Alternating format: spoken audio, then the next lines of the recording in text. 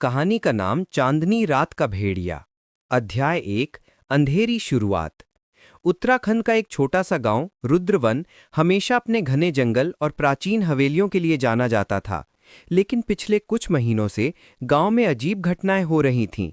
गांव वालों का कहना था कि हर पूर्णिमा की रात गांव के जंगल में किसी अज्ञात प्राणी की आवाजें सुनाई देती हैं और कुछ गायब भी हो जाते हैं। इंस्पेक्टर आर्यन सिंह मुंबई से ट्रांसफर होकर आए इन अजीब घटनाओं की तह तक जाना चाहते थे। आर्यन का अतीत भी रहस्यमयी था। उसके भाई की हत्या कभी सुलझ नहीं पाई थी और उसे लगता था कि कहीं ना कहीं ये केस उससे जुड़ा हो। अध्याय 2। रहस्यमयी आगंतुक। एक रात गांव के मेले में आर्यन की मुलाकात हुई मायरा राठौड़ से, एक खूबसूरत और रहस्यमयी लड़की जो हाल ही में गांव आई थी। मायरा ने अपने अतीत के बारे में कुछ नहीं बताया, लेकिन उसकी आंखों में कोई गहरा दर्द छुपा था। आर्यन और मायरा के बीच धीरे धीरे एक अजीब सी कशिश और रोमांस जन्म लेने लगा। वहीं गांव में एक युवक की हत्या की खबर फैलती है।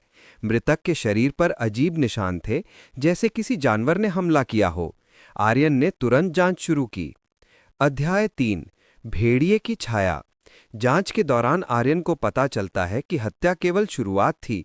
हर पूर्णिमा की रात किसी रहस्यमयी भेड़िए ने गांव में आतंक मचाया। लोग उसे सिर्फ रुद्र भेड़िया कहते थे। आर्यन और मायरा जंगल में जाते हैं और भेड़िए के पैरों के निशान ढूंढते हैं।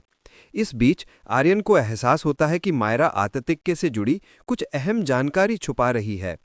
धीरे धीरे उसकी पहचान सामने आती है। मायरा भी एक मानव भेड़िया मिश्रित प्राणी है, जिसे उसके परिवार ने छुपा रखा था। अध्याय 4। सच्चाई का सामना।